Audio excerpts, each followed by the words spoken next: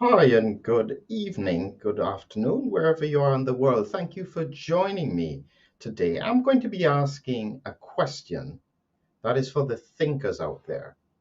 This is not for people who have no understanding of what's going on, but because I've been looking at my comments on YouTube, I know that there are many thinkers out there who are trying to work out what is going on, and more critically, what is likely to happen next. Why would I say this about muddying the waters, covering excess deaths?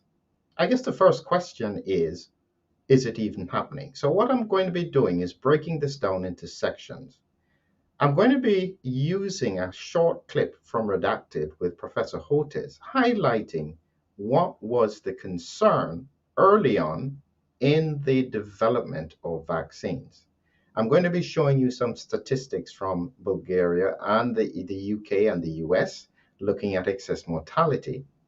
And then critically, I'm going to be trying to make sure that you understand that you need to look at the upcoming presentation with regards to the work that is going to be done for looking at excess deaths and the causes and implications of recurrent infections in the vaccinated. This is a presentation that I have coming up in about a week's time, and I want those who are interested to click on the link below to make sure that you are registered.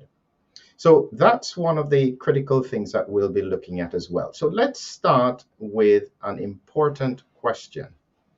In the first place, why was I concerned about excess deaths even before the vaccines started to be rolled out? And it's because of my research around autoimmunity. And I'm going to play you a short clip from Professor Hotez. This was early in 2020. Granted, there may have been political overtones in it, but he highlighted the critical point that I was worried about that time. So listen to this quickly, just about a minute. Himself at virtually every turn throughout the COVID era. In the first year, when Trump was still president, Hotez warned about the dangers of rushing vaccines under emergency use authorization. I don't think EUAs have a place for vaccines. We've never done an emergency use authorization for a major vaccine released to the public. What does that mean? We know it's a lesser quality review. What's the FDA going to do to ensure public safety? While Hotez may have had political motivations to cast doubt on the coronavirus products, he had good reason to be concerned. In March 2020, Hotez gave congressional testimony to warn about the dangers of coronavirus vaccines. One of the things that we're not hearing a lot about is the unique potential safety problem of coronavirus vaccine. With certain types of respiratory virus vaccines, you get immunized, and then when you get actually exposed to the virus, you get this kind of paradoxical immune enhancement phenomenon. We started developing coronavirus vaccines, and our colleagues, we noticed in laboratory animals that they started to show some of the same immune pathology that resembled what had happened 50 years earlier. So we said, oh my God, this is going to be problematic.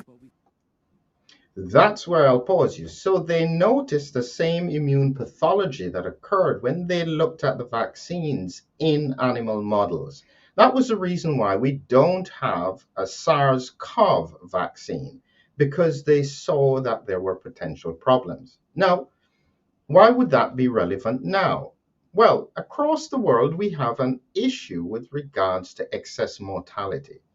And this is primarily in Western countries in highly vaccinated regions. Now, it may be purely coincidental. Of course, that's always a possibility. But it would be incumbent on us to make sure.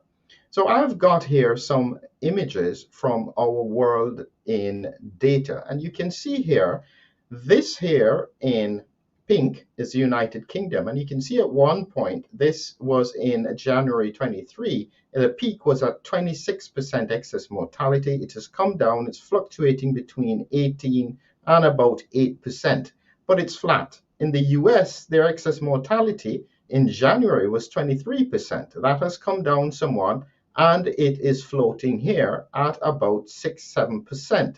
It doesn't look as though it's going below this zero line. If you compare this to Bulgaria, you can see Bulgaria is minus 10%. Actually, at the moment, Bulgaria is minus 13% in terms of excess mortality. What's the difference between the two? Actually, when we look at this is from Y charts, we can see that Bulgaria is only 30% vaccinated. And this has been flat since October 2022. I don't know why the Bulgarians don't want to get vaccinated. I mean, that's very, very surprising. But at the same time, it gives us an indication of the differences between excess mortality groups. Now, you do have to know that Bulgaria did suffer in the pandemic with high excess mortality around the point of Delta. And so you would expect, therefore, that their excess mortality would fall off. But we would expect the same for all countries, including the United Kingdom, where we had excess mortality that was quite high as well. When we look in a little bit more detail at the linear scale, this is what it looks like comparing the United Kingdom to Bulgaria. The same excess mortality in our world in data. You can see what's happening here in the United Kingdom compared to what is happening here in Bulgaria. This is for the year from June to June 2022 to 2023. This is what you would expect to happen. A fall off because so many people died, the excess mortality falls below what would be normally expected. This is not what you expect. And this is a question that we have been asking. If this is occurring in many countries, the first question is, why is it occurring? And then we would expect that our leadership would be trying to find an answer. But I'd recently done a presentation which shocked me that in Australia, the Australian Senate voted against investigating their excess deaths. In the United Kingdom, Andrew Bridgen, an MP, keeps on calling for investigations about excess deaths. They are being ignored as well. That is extremely strange because, as you can see in the chart, this is not going away. The question then becomes, if this is so serious, can the waters be muddied? Now, why am I mentioning that? In order to understand these things, you have to sometimes go back in history. History is a very valuable lesson. And I'm going to show you here a very interesting bit of information. This is an email that was published in CNN Money in 2004, November 2004. This is where they scrutinized emails from Merck and Vioxx. If you've never heard about Vioxx, it is technically, I'll just switch around the images here so that you can see exactly what the FDA said with regards to Vioxx.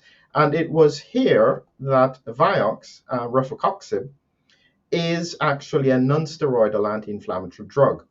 And it was produced by Merck, and it had been on the market for up to 5 years. In 2004, Merck pulled it off the market because they found that there were significant safety concerns for patients, particularly for those who were taking it all the time. And they found that it could almost double or increase significantly the risk of heart attack or stroke. And this important data was then put through to the FDA. The FDA then investigated it, pulled it off the market, and the outcome of it was that in 2007, Merck then had to pay reparations in the region of 4.85 billion as a settlement.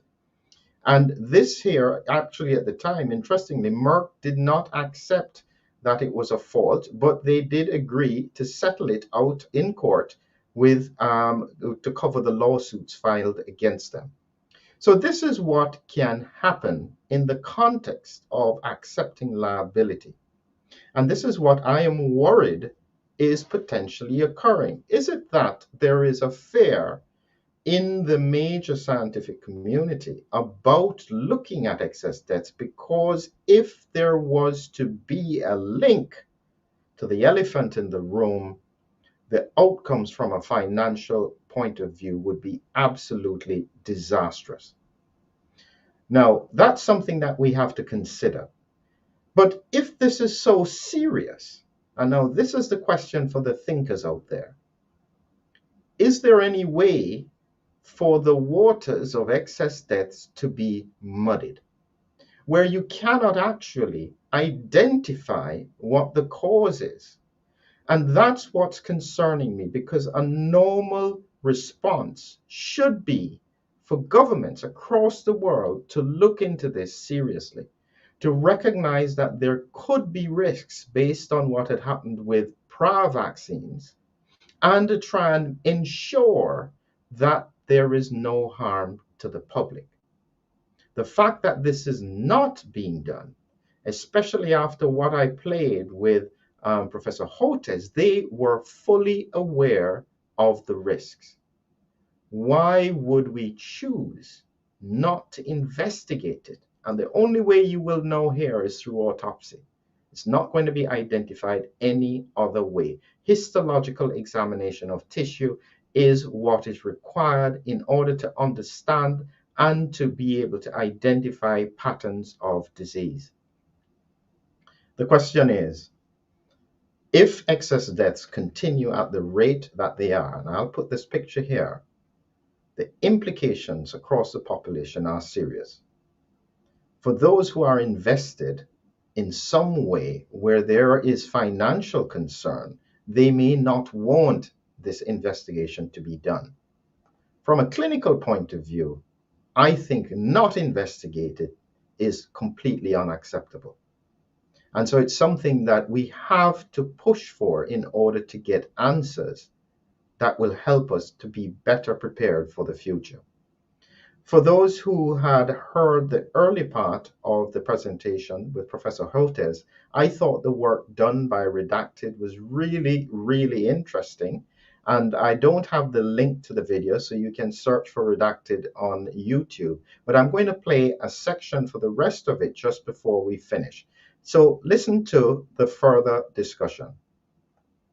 Warned against fast-tracking a vaccine, he was appointed by Anthony Fauci to lead an NIH program with pharmaceutical executives, the Gates Foundation, and others that did exactly that.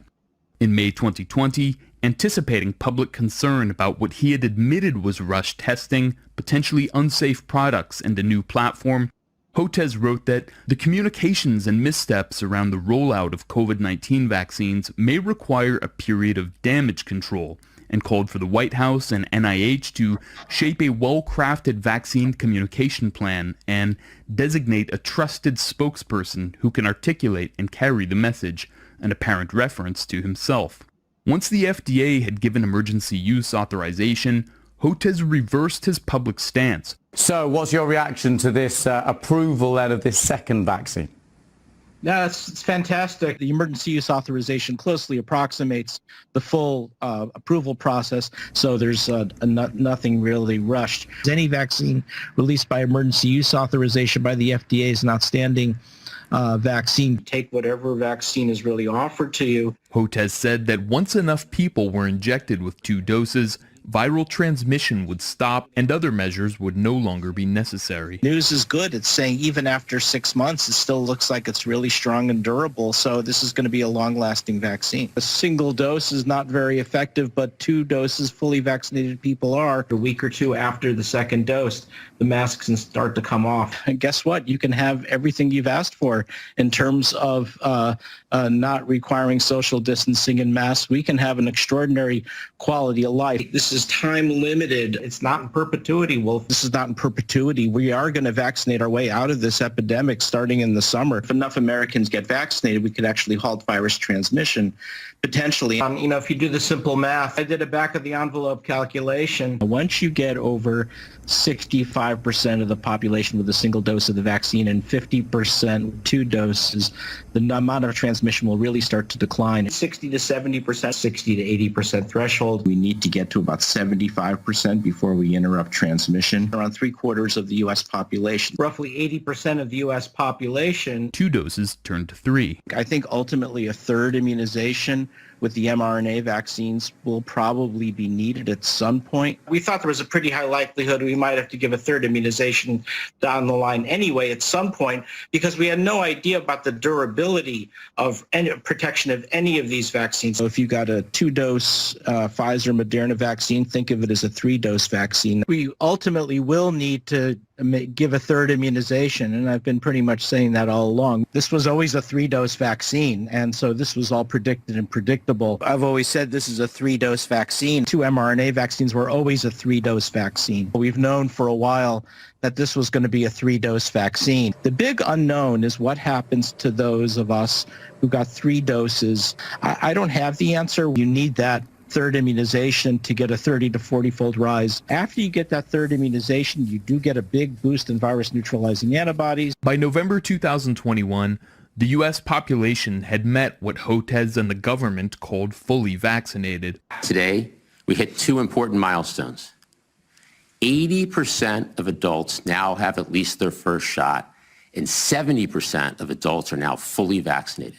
But the goalposts were shifted, and the booster campaign was just getting started. And we're going to have to change the definition of fully vaccinated. What counts as full immunization will be 3 doses just because we gave those first 2 doses so close together. The idea that 2 immunizations constitutes full immunizations is not even close. You need that booster, and you probably need the second booster. If you've gotten a single boost and you're eligible, get your second boost. The solution here is just continue mass vaccination as aggressively as possible? That's right. Are you expecting, as a result, for these vaccines to essentially become a twice yearly thing? Of course, with mRNA, that may be what's required. You need 2 boosters. You're going to need a third booster. 2 boosts really makes the difference. Get your second boost. I can see where this is going. And this is the concern. At this point, if there is no acknowledgement that we've got a problem, if there is no reason for anyone to look at these figures between Bulgaria and the United Kingdom and recognize that this does not look right, I don't know what else we can do. And if that is the case, and if there is silence, that is the thing that concerns me the most, the silence. If there is silence, there is going to be something that will muddy the water.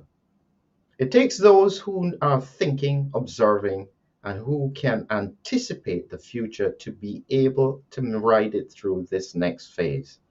I am worried, and I'm worried because people may be desperate about what they will do to cover a problem that we really should be acknowledging. Money is only part of the issue. Lives may be at stake. I hope you found this valuable, and have a great evening.